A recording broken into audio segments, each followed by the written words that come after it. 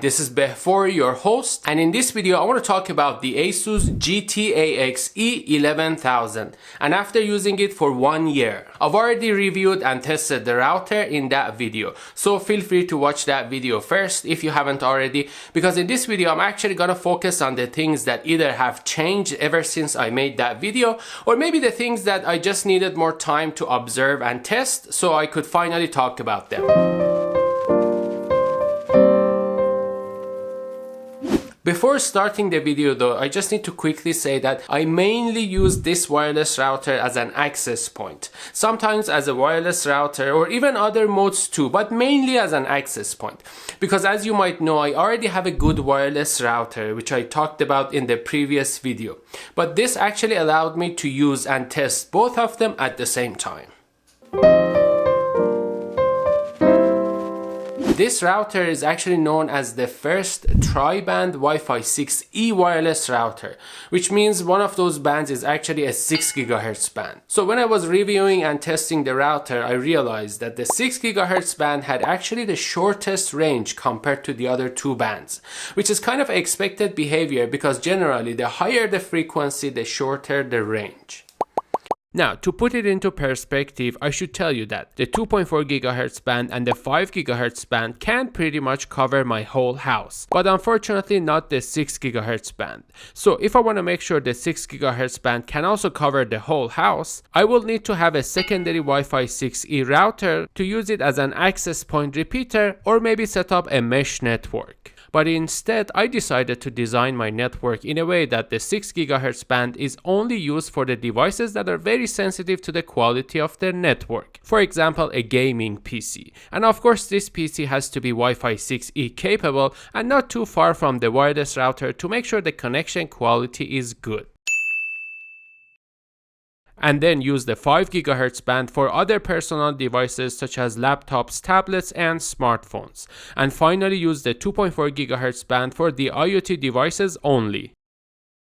Now, in order to test the quality of the 6 GHz network and compare it with the other bands, I ran a continuous ping to the router to check the ping rate, which is the latency of the connection. But I once connected to the 2.4 GHz network, once to the 5 GHz network, and once to the 6 GHz network.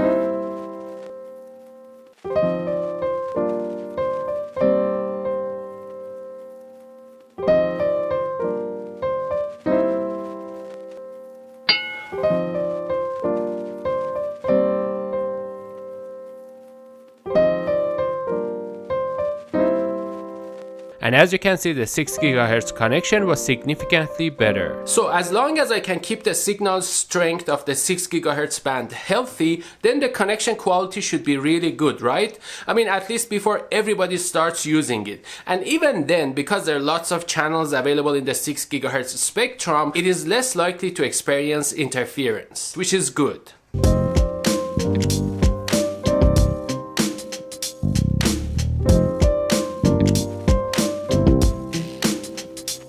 When I first reviewed the ASUS GT-AXE11000, the ASUS WRT Merlin did not support it, but it was in March 2022 that support for this router was added to the Merlin firmware, which is really good. If you follow the channel, then you probably noticed that recently I did a couple of cool projects using the ASUS WRT Merlin and this router, all linked in the video description in case you are interested. But as I said in the previous video, unfortunately currently there is no support for VLANs in the graphical user interface of the Merlin. I don't mean to repeat myself, but for this particular case, which is something very useful and in my opinion very necessary but missing from the Merlin firmware, I don't mind saying that again. Maybe the universe can finally hear me.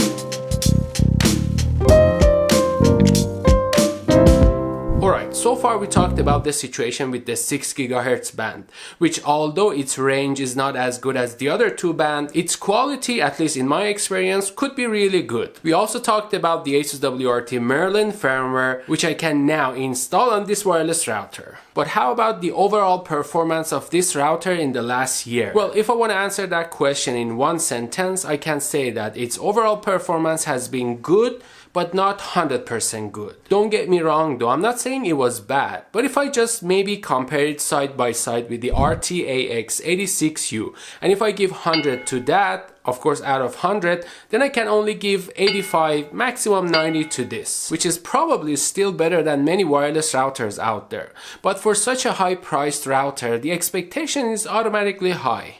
Now the question is, why did I not give it 100? Well, there were occasions that the router was just not very responsive.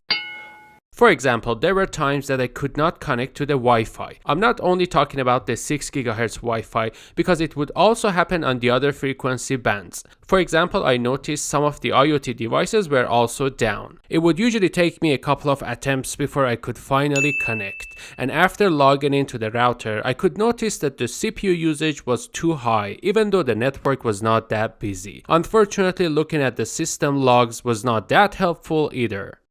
Now, what do you think was the solution to this problem?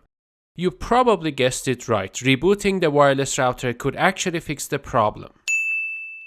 This actually used to happen more often when I had first bought the wireless router, and probably the last time it happened was around 1 or even 2 months ago. So based on that behavior and pattern, I can guess maybe it is software related, because it looks like it is getting better and better probably after each firmware update. I mean, a whole new frequency is added to the router, and when usually a new technology is coming out, these kind of issues might happen.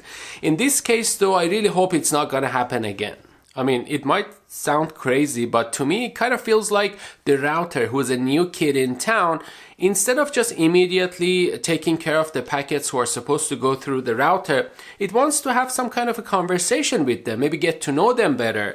And some of these conversations can obviously turn into arguments, and when the arguments happen, that's when the CPU goes crazy and all of these problems happen.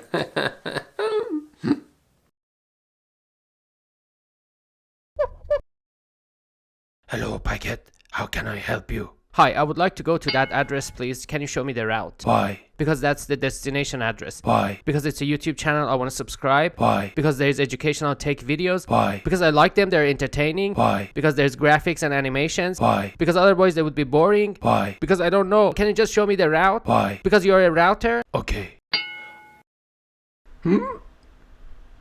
But don't forget to activate the bell notification. Why? Because if you don't, then you don't know when there's a new video. Why? Because that's how it works. Why? Because of the YouTube algorithm. Why? Because that's how they wrote it. Why? Because I don't know. Why? Because I'm just a router. Okay.